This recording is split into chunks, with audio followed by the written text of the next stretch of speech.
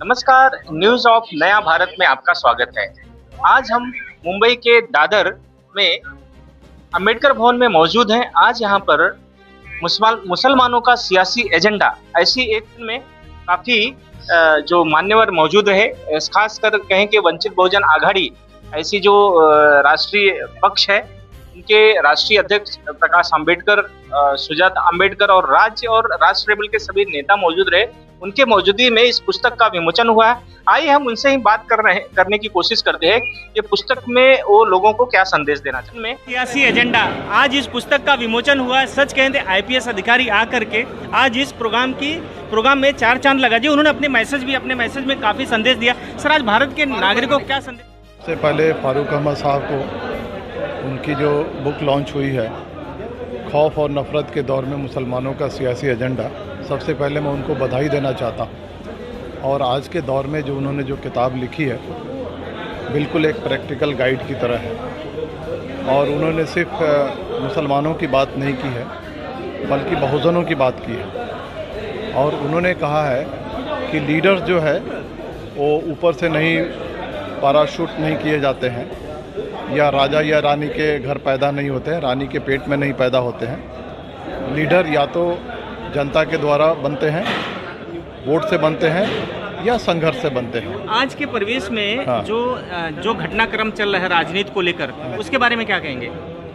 देखिए, उसके बारे में सभी चिंतित हैं और सब ये कोशिश कर रहे हैं कि देश में लोकतंत्र बची रहे, लोकतंत्र का ढांचा बचा रहे। इतने जो संस्थाएं हैं लोकतंत्र को बचाने के लिए, वो निष्पक्ष तौर पर काम करें। और क्योंकि लोकतंत्र और संविधान जब बचा रहेगा, उसी वक्त तक हम बचे रहेंगे, हमारा अधिकार जो है संरक्षित रहेगा। पहले क्या होता था कि सरकारें, जनता जो है सरकार को चुनती थी, ठीक है, सरकारें काम नहीं करती थी तो 5 साल के बाद बदल देते थे। अब क्या हो रहा है कि सरकार जो है वोटर्स को चुन रही है, यानी किसको वोटर के तौर पे रखना है और किसको वोटर के तौर पे नहीं रखना है, ये सरकार डिसाइड कर रही है। कि जो देश के लिए जो है दुर्भाग्यपूर्ण है, और ये लोगों के अधिकारों पे एक हनन है, डाका है, और ये बहुत बड़ी चुनौती है लोकतंत्र के सामने, और इसको रोकना भारत के सभी लोगों की जिम्मेदारी है। सर, एक अधिकारी होने के नाते, आईपीएस अधिकारी होने के नाते आपने आज लोगों में जागरूकता लाने के अपने कदम को आगे बढ़ा चुके, ऐसी क्या ज़रूरत आन पड़ेगी जिसकी वजह से आपको वो ऐसा समय रहा हो? देखिए, मुझे ऐसा लगता है कि जब लोगों के जो अधिकार हैं, मौलिक अधिकार, वही संरक्षित नहीं है, तो हम लोग जैसे लोगों को सामने आना चाहिए, लोगों को एजुकेट करना चाहिए कि क्या खतरे में है और इसको कैसे बचाया जाए।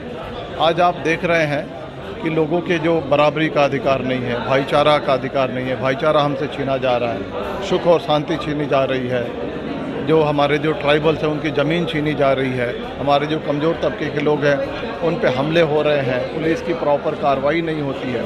तो एज एक सिटीज़न के तौर पर लोगों के जो अधिकार हैं, डे बाय डे उन पे कंटिन्यूस हमला किया जा रहा है। तो एक तो इस चीज़ को रोकने के लिए, लोगों को एजुकेट करने के लिए सबको आगे आने की ज़रूरत है।